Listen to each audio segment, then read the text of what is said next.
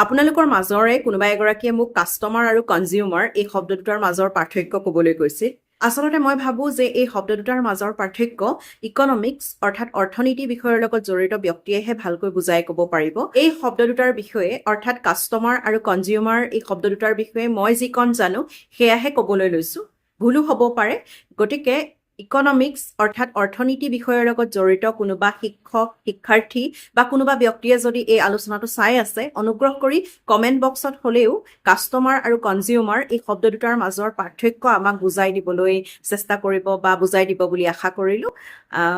আচলতে কাষ্টমাৰ আৰু কনজিউমাৰ এই শব্দ দুটাৰ মূল পাৰ্থক্যটো মই যিদৰে জানো, কাষ্টমাৰ হৈছে যিজনে বস্তুটো কিনে আৰু পে'মেণ্ট কৰে। কাষ্টমাৰ অসমীয়াত হৈছে গ্ৰাহক।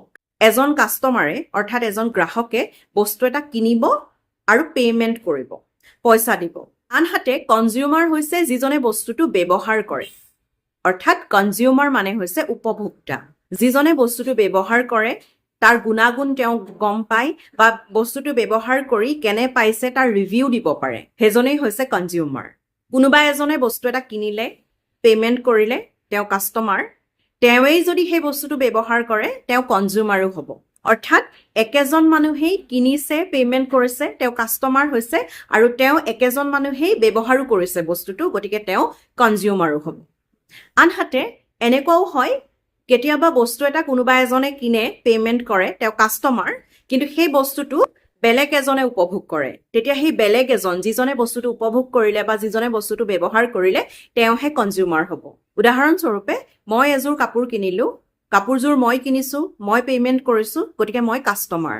কাপোৰযোৰ যদি ময়েই পিন্ধো, তেনেহ'লে মই কনজিউমাৰো হ'ম। কাৰণ কাপোৰযোৰ মই পিন্ধিছোঁ, ব্যৱহাৰ কৰিছোঁ, কাপোৰযোৰ কেনেকুৱা কি কথা মই ৰিভিউ দিব পাৰিম যে কাপোৰযোৰ পিন্ধিবলৈ ভাল, আৰামদায়ক, গোটেই কথাখিনি মই ক'ব পাৰিম। গতিকে একেটা সময়তে মই কাষ্টমাৰো হ'লোঁ, কনজিউমাৰো হ'লোঁ। কাৰণ মই কাপোৰযোৰ কিনিলোঁ, পে'মেণ্টটো কৰিলোঁ, গতিকে মই কাষ্টমাৰো হ'লোঁ। আনহাতে কাপোৰযোৰ মই নিজেই ব্যৱহাৰো কৰিলোঁ, পিন্ধিলোঁ, গতিকে মই কনজিউমাৰো হ'লোঁ। কিন্তু মই যদি কাপোৰ এযোৰ কিনো, মই কিনিলোঁ আৰু পে'মেণ্ট কৰিলোঁ, মই কাষ্টমাৰ হ'লোঁ। কিন্তু কাপোৰযোৰ যদি মই আপোনাক দিওঁ, আপুনি পিন্ধে, তেনেহ'লে আপুনিহে কনজিউমাৰ। কাৰণ কাপোৰযোৰ মই কিনিছোঁ, পে'মেণ্ট কৰিছোঁ, মই কাষ্টমাৰহে হৈছোঁ। কাপোৰযোৰ মই আপোনাক দিলোঁ, আপুনিহে পিন্ধিলে, কাপোৰযোৰ আপুনিহে ব্যৱহাৰ কৰিলে, গতিকে আপুনিহে ক'ব পাৰিব কাপোৰযোৰ কেনেকুৱা, আৰামদায়ক হয় নে নহয়, পিন্ধিবলৈ ভাল নে বেয়া, কাপোৰৰ কোৱালিটিটো কেনেকুৱা, সেই ৰিভিউখিনি আপুনিহে দিব পাৰিব।